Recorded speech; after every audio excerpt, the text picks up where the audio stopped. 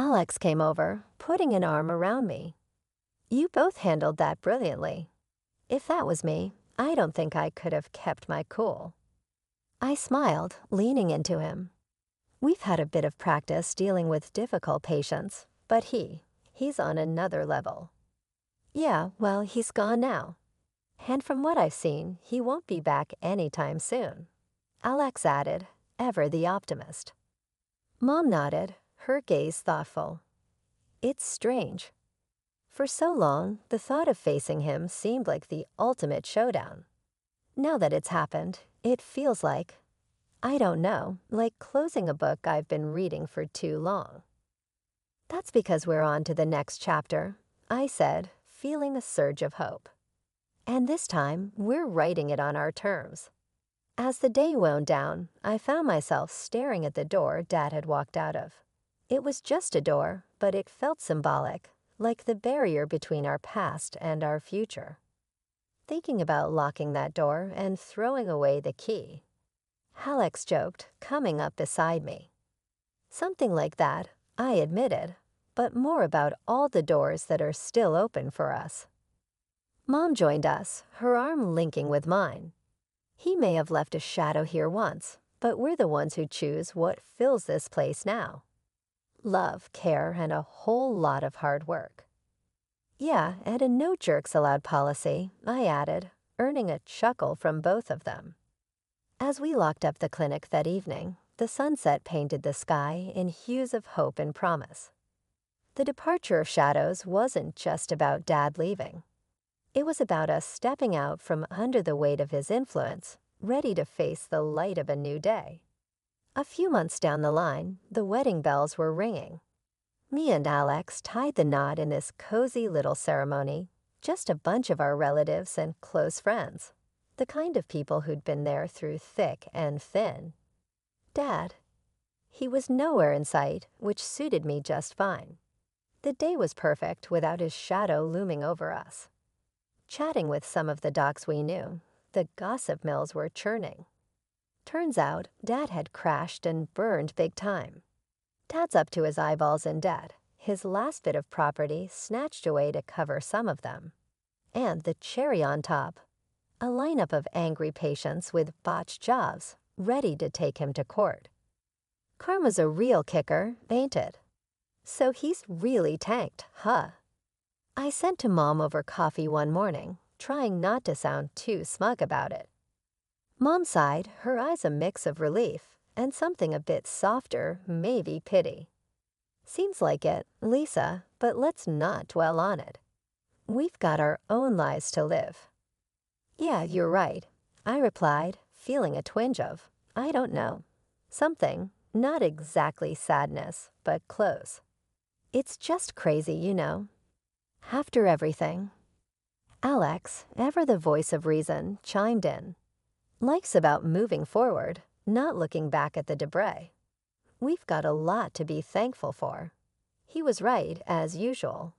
The wedding was a blast, a real celebration of new beginnings. And with Dad's drama finally in the rear view, it felt like we could breathe again, really breathe. Our little family's got a bright future ahead, Mom said, her hand finding mine. Let's focus on that. And that's exactly what we did. The clinic thrived, our marriage was full of love and laughter, and the shadow of Dad's legacy faded into nothing more than a bad memory. We were building something new, something ours, and nothing could drag us down. Looking back, I wouldn't change a thing. The hardships, the battles, they made us who we are. And standing there with my mom and Alex by my side, I knew we were unbreakable. The past was just that, the past. Our eyes were set on the horizon, eager for the dawn of our new day. And just like that, it was decided. We were moving into Mom's house. As I started packing up our apartment, I couldn't shake the feeling that this was the beginning of something big. I just didn't know if it was something good or bad. John was over the moon about the move. He kept talking about the garden he'd plant, the man cave he'd set up in the basement. Even Sarah seemed excited about having a bigger room. The move to Mom's house brought a whole new set of challenges. I quickly realized that taking care of a stroke patient was a full-time job, one I wasn't equipped to handle alone. After a week of sleepless nights and stress-filled days, I hired a nurse to help out during the day. Nurse Jenny was a godsend. She came in every morning at 8 and stayed until 6, taking care of Mom's basic needs. But evenings and nights were all on me. I'd come home from work exhausted, only to start my second shift as Mom's caretaker. The stroke had affected her speech, leaving her frustrated and often silent. I'd change her diaper, giving her as much dignity as I could in the process. Then came the sponge bath, the massage to keep her muscles from atrophying, the meds, and finally dinner. It was grueling work, both physically and emotionally. Seeing my vibrant, independent mother reduced to this state broke my heart every day. But I did it because I loved her, because she'd have done the same for me. What I didn't expect was Sarah's reaction to her grandmother's condition. At 11, I thought she'd be old enough to understand, to help. Even boy, was I wrong. One evening, as I was heading to Mom's room, I saw Sarah dart past, her hand clamped firmly over her nose. "Sarah," I called out, "where are you going? Don't you want to say hi to Grandma?" She shook her head violently. "No way, it smells gross in there." I was shocked. "Sarah, that's not a nice thing to say. Grandma needs our help and support right now." "I don't care," she spat back. "She's disgusting. I'm not going near her." Before I could respond, she stormed off to her room, slamming the door behind her. I stood there, stunned and hurt. Where had my sweet little girl gone? I turned to John for support, but found none. Not my problem, he'd say whenever I asked for help with Mom. I didn't sign up for this. It stung, but I couldn't entirely blame him. He hadn't signed up for this. None of us had. Still, I couldn't help but feel resentful as I watched him play video games with Sarah or take her out for ice cream while I was elbow-deep in adult diapers and medication schedules. The one silver lining was seeing how close John and Sarah had become. They'd always had a good relationship, but now it seemed stronger than ever. I'd hear them laughing together in the living room or see them huddled over Sarah's homework at the kitchen table. It warmed my heart, even as it made me feel more isolated. 2 years flew by in a blur of bedpans, medications, and stolen moments of sleep. Mom's condition had stabilized, but she still needed constant care. I was exhausted, but I'd found a rhythm. Then one ordinary Tuesday, everything fell apart. The phone rang while I was changing Mom's sheets. It was Mrs. Peterson, our old neighbor from the apartment complex. "Mia, dear," she said, her voice dripping with concern. "I thought you should know I've been seeing John around quite a bit, with company of young women. Different ones, always very pretty." I thanked her and hung up, my mind reeling. That night, I confronted John. "Oh, those are just potential tenants," he said smoothly. "I'm showing them the apartment." I wanted to believe him, I really did, but doubt had taken root, and it grew like a weed. A week later, I found the lipstick stain. It was on the collar of his white shirt, a perfect crimson kiss. My hand shook as I held it up to the light, trying to convince myself it was just a pen mark or a food stain, but I knew better. I waited until his next business trip to make my move. With trembling hands, I unlocked the door to our old apartment. The sounds coming from the bedroom confirmed my worst fears before I even opened the door. There was John in our bed with a woman I'd never seen before. They scrambled to cover themselves, but the damage was done. "Mia," John exclaimed, not even having the decency to look ashamed. "What are you doing here?" I couldn't speak. I just stood there, staring at the scene before me, feeling my world crumble around me. "Look," John said, his voice cold. "I'm sorry you had to find out this way, but let's be honest, Mia. I'm bored. You're always busy with your mother. This is exciting." His words cut deeper than any knife. Without a word, I turned and left, my mind already racing towards what I needed to do next. The divorce proceedings were ugly. John fought me every step of the way, but in the end, we stood before a judge, dividing up our life together like it was nothing more than assets on a balance sheet. Then came the hardest part, custody of Sarah. At 12, she was old enough to have a say, and her choice broke my heart. "I want to live with Dad," she declared, her voice steady. "I don't want to be around Grandma anymore. It's gross and depressing, and Mom's always trying to make me help." The judge nodded sympathetically. He took into account John's higher income, the stability he could provide, and Sarah's clear preference. In the end, John was awarded primary custody. I was devastated, but I tried to focus on what was best for Sarah. John could give her opportunities I couldn't: private school, dance lessons, summer camps. We agreed on weekends and holidays for me, a schedule that looked so neat and tidy on paper, but felt like a gaping wound in my heart as I watched Sarah pack up her things, chatting excitedly about her new room at Dad's new place. I felt like I was losing everything. My marriage was over, my daughter was leaving, and I was left with a house that felt more like a hospital than a home. The first few months after the divorce were tough, but I clung to my weekends with Sarah like a lifeline. We'd go to the movies, have ice cream in the park, or just hang out at home. It wasn't perfect, but it was something. Then slowly, things began to change. Sarah started canceling plans. "I have a sleepover," she'd say, or "Dad's taking me to a concert." I tried to be understanding, to be the cool mom who didn't make a fuss, but each cancellation felt like a knife twisting in my gut. Soon, the cancellations became more frequent. Weeks would go by without a visit. My calls went straight to voicemail. Text messages were met with one-word responses, if I got any response at all.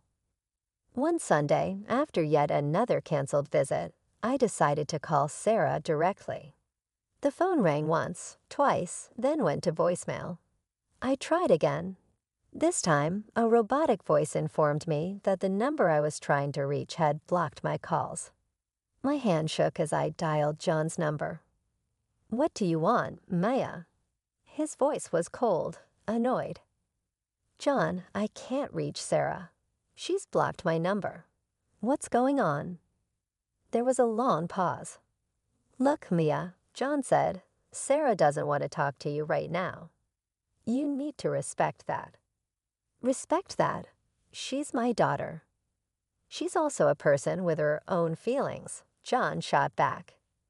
"And right now, she doesn't want to be around all that negativity at your place. I mean the sickness, the sadness. Sarah needs stability. She needs a normal family. Sarah sees Lisa as a mother figure now. She has a normal family life here.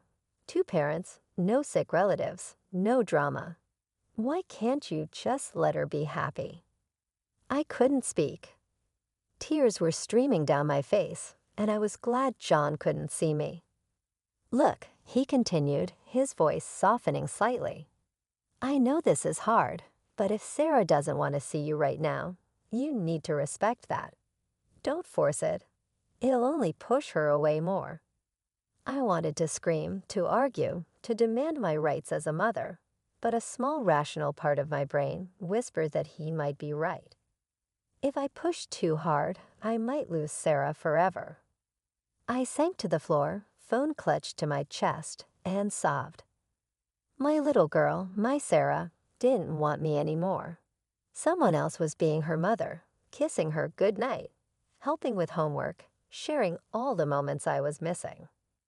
Mom found me there hours later, still on the floor. She'd managed to shuffle over with her walker, her face creased with concern. Mia, she said, her voice stronger than it had been in months. What's wrong, sweetheart? I looked up at her, this woman who'd been my rock for so long, who I'd been taking care of for years. In that moment, our roles reversed again. I was the child seeking comfort from my mother. Oh, Mom, I cried, reaching for her hand. I've lost her. I've lost my baby girl. Mom squeezed my hand, her touch still weak, but full of love. No, Mia, she said softly. You haven't lost her. She's just lost right now. She'll find her way back to you. You'll see. 14 years. It's amazing how time can fly by and drag on simultaneously. Mom's condition improved slightly over the years. She regained some mobility and speech, but caring for her remained a full-time job. When she passed away peacefully in her sleep, I felt a mixture of grief and shamefully relief. Suddenly, I found myself alone in this big, empty house. The silence was deafening. No more beeping medical equipment. No more schedules of medications and therapy sessions. Just me rattling around in rooms full of memories. Then out of the blue, my phone rang. The number was unfamiliar, but the voice, I'd know it anywhere, even after all these years. Mom, it's Sarah. I was hoping we could meet to talk. We arranged to meet at a cafe downtown. As I waited, my hand shaking around my coffee cup, I spotted a young woman entering. It took me a moment to realize it was Sarah. Gone was the gangly preteen I remembered. In her place stood a poised, beautiful young woman. Hi, Mom, she said, sliding into the seat across from me. We made awkward small talk at first. She filled me in on her life, her job in marketing, her hobbies, her friends. Then she dropped the bombshell. I'm getting married, she said, pulling an envelope from her purse.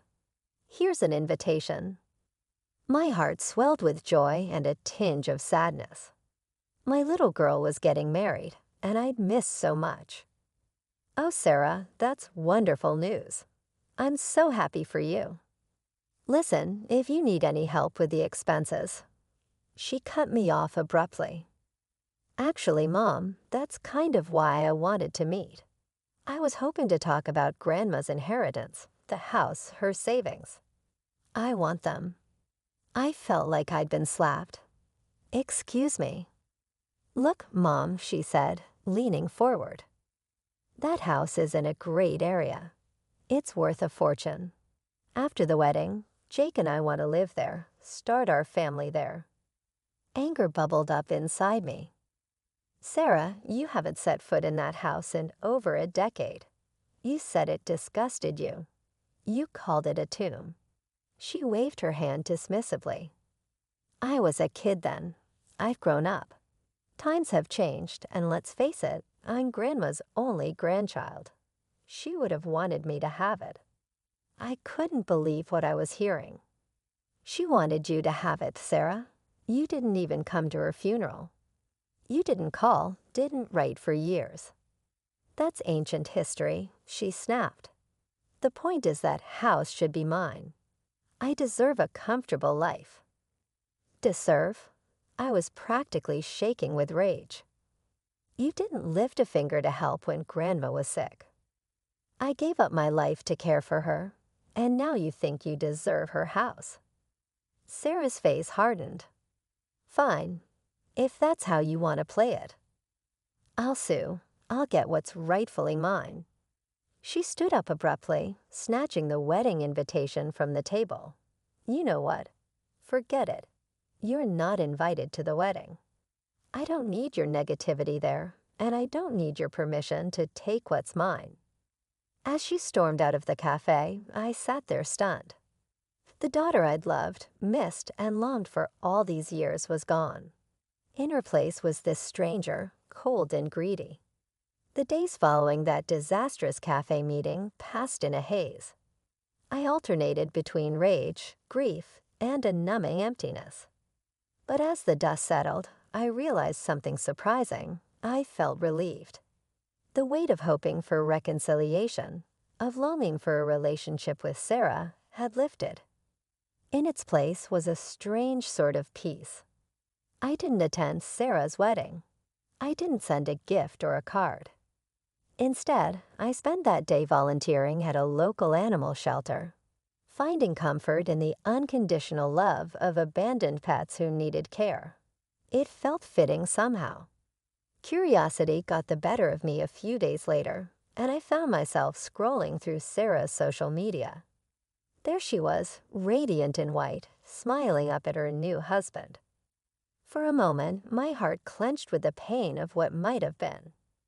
But then I saw it, a long rambling post about her cruel mother, who refused to attend her wedding and withheld her rightful inheritance out of spite. I read it twice, marveling at the sheer audacity of her lies.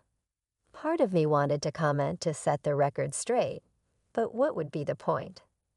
The people who mattered, the family who had seen me care for Mom all those years, knew the truth.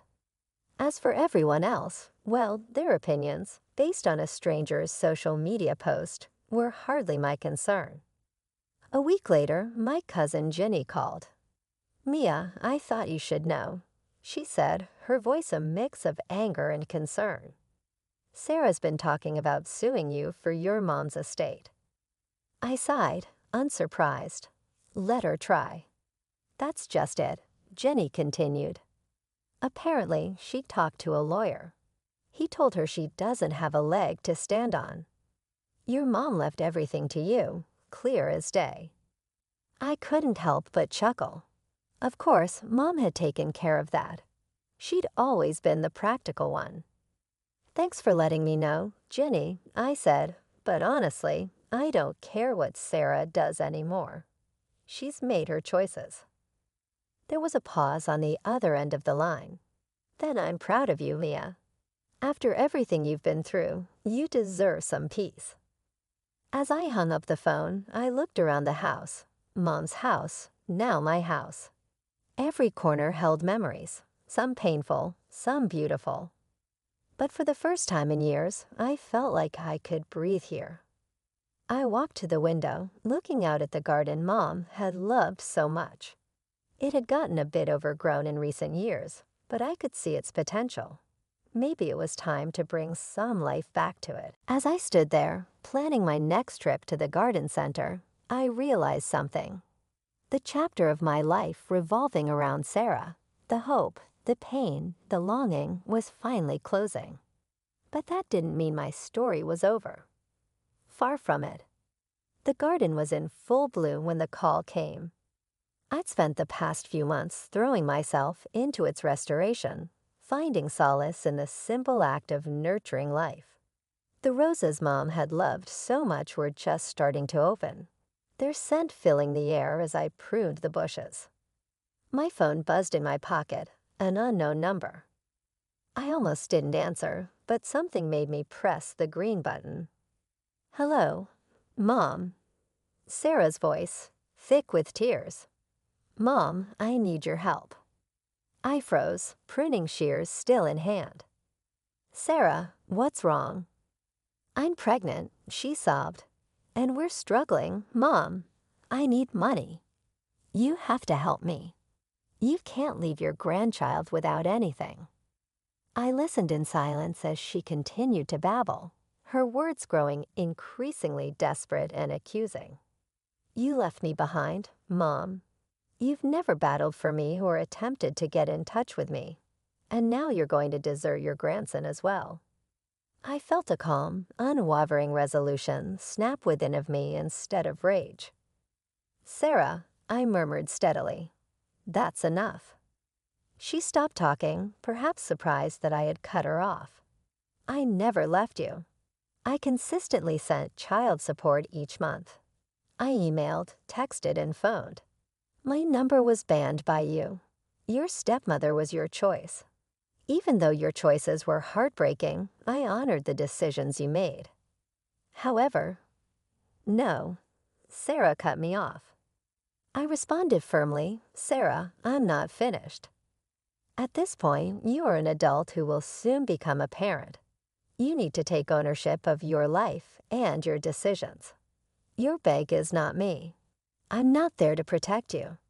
Furthermore, falsehoods and guilt trips won't be used to influence me. On the other end of the telephone, I could hear her breathing heavily. Go to your father and stepmother for assistance if you need it. Remember, they are your actual family, the ones you selected. I have come to terms with that. You must now accept the repercussions of your decisions. You can't do this. Sarah sobbed. I can, I answered, lowering my voice a little. My daughter is you.